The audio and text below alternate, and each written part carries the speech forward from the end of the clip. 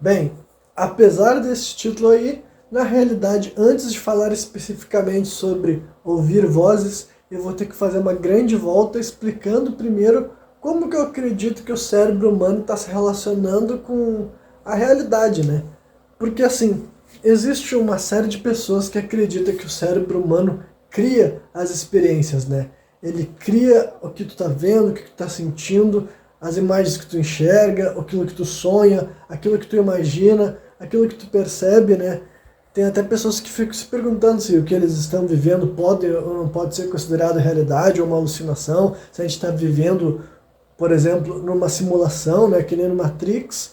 Tem gente que leva esse tipo de possibilidade mais a sério. Eu, particularmente, não creio que as coisas sejam assim, mas também não foi algo que eu me acordei um dia e acreditava que o mundo funcionava dessa forma.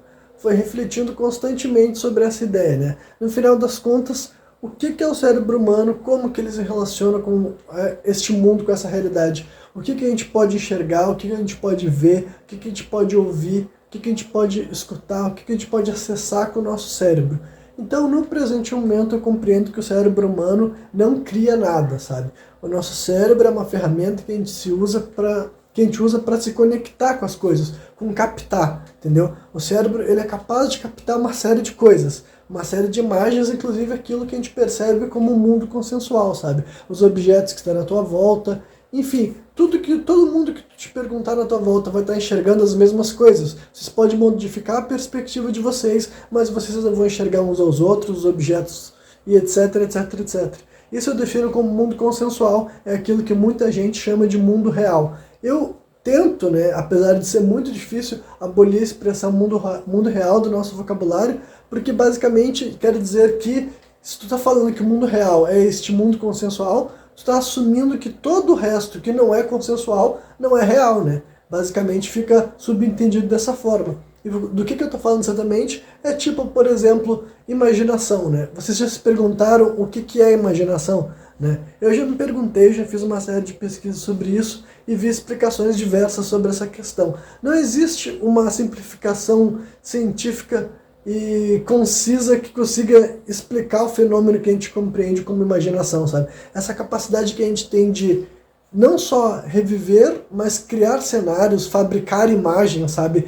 Enxergar cenários, imaginar sons, imaginar coisas que sequer existem ou que sequer podem existir, né? Pelo menos é assim que a maioria das pessoas enxerga esses fenômenos. Eu ainda por cima, eu sou artista, né? Eu sou autor de literatura fantástica, eu já escrevi 2 livros, e enquanto eu faço o processo criativo para escrever cenas para os meus livros, eu sempre tive esse processo de fazer uma espécie de visualização, né? E quando eu era mais jovem, eu chegava a acreditar que eu estava criando esses cenários.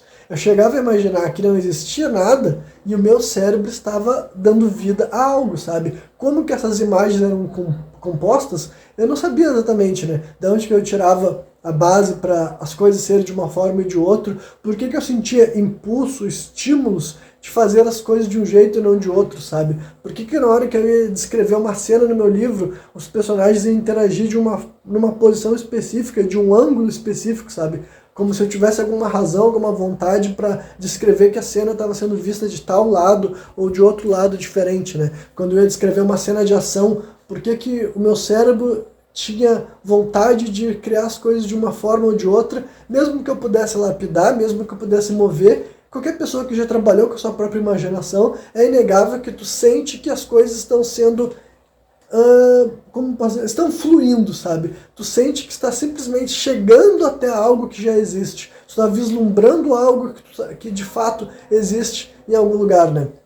Então, ao longo da minha vida, constantemente imaginando sobre isso, né, refletindo sobre essa ideia da imaginação, eu cheguei a essa conclusão, então, de que o ser humano não cria essas imagens. A gente não é capaz de imaginar coisas que não existem. A gente não é capaz de sonhar com coisas que não existem. A gente não enxerga coisas que não existem. Essas coisas existem. O ponto é, elas não existem no mundo consensual, elas talvez nem existam de uma forma material, mas eu não acredito que qualquer ser humano seja capaz de enxergar algo que não exista. Pode ser uma memória, pode ser uma lembrança, mas também tem outras coisas que não são, sabe? Simplesmente, se tu é uma pessoa que já escreveu algo, já trabalhou com a tua criatividade, já desenhou alguma coisa, tu não pode fazer de conta que assim, que não exista coisas que, por mais que a gente seja... Tem gente que tenta justificar como simplesmente assim, tá baseado em experiências passadas, ou tu tá misturando conteúdo que tu já consumiu. A gente sabe que não é tipo, essa simplificação não é verdadeira, sabe? Não é assim que essas coisas são. Não dá pra negar que tem coisas que tu tá enxergando no interior da tua mente e não é como se tu tivesse recebido um estímulo prévio para enxergar aquilo daquela forma, né? É uma coisa que eu acredito que tu tá enxergando sim, tu tá se conectando com algo. Mas também aquilo que o artista traz para o mundo consensual não é de fato aquilo que ele enxergou. Por exemplo, aquilo que eu enxergo na hora de criar as minhas histórias é algo que existe, algo que é real, apesar de não ser algo material, apesar de não ser algo consensual. Mas essa minha conexão com isso me permite criar um livro que é algo consensual, algo material. Não necessariamente material, porque pode estar só em versão digital, por exemplo, né?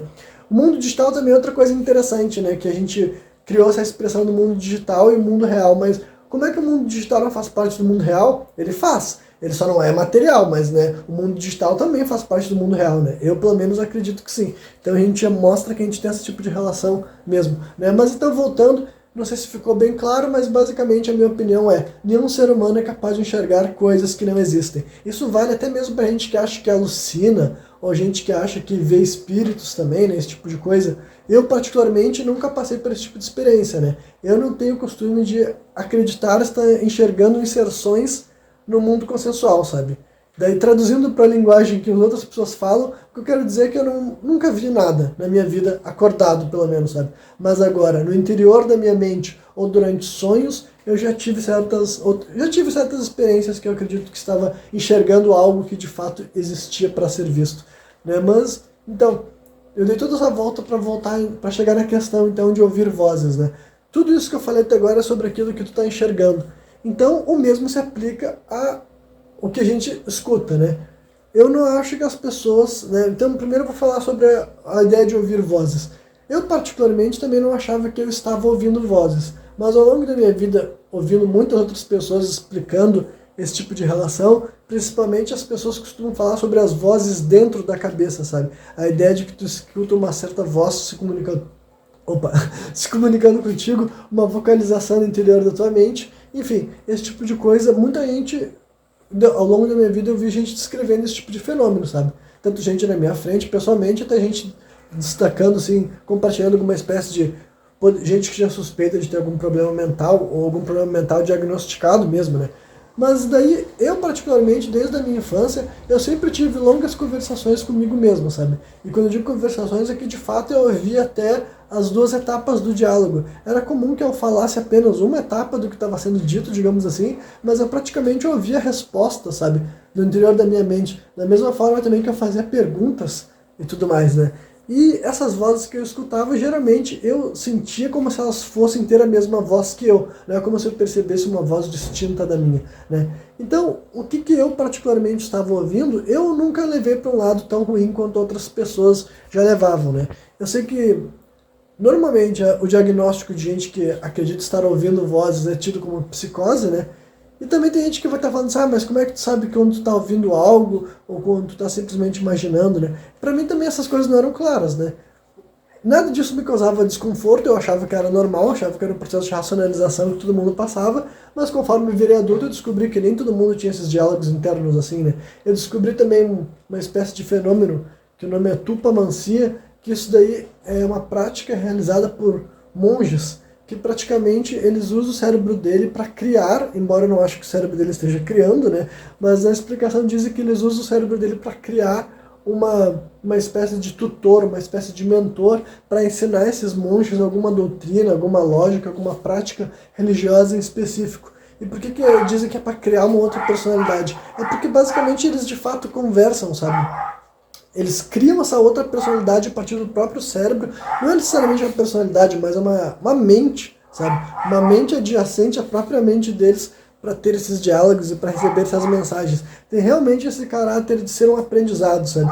E isso daí, apesar de ser algo que muitos de vocês não devem ter tido muita relação ao escutarem, eu confesso para vocês que desde a primeira vez que eu ouvi, já parecia ter alguma ligação comigo também, porque muitas vezes esses diálogos internos que eu tinha, essas comunicações que eu sentia que eu estava tendo comigo mesmo, envolvia uma espécie assim de aprendizado, sabe? Era como se eu estivesse me ajudando a entender melhor certas coisas ou aprender melhor certos conceitos. Eu devia ter parado o vídeo aqui, então eu queria falar mais coisas, mas né, o objetivo desses vídeos aqui é não falar mais de 10 minutos e eu raramente consigo me conter. Então no meu próximo vídeo curto eu vou estar prosseguindo daqui, eu imagino.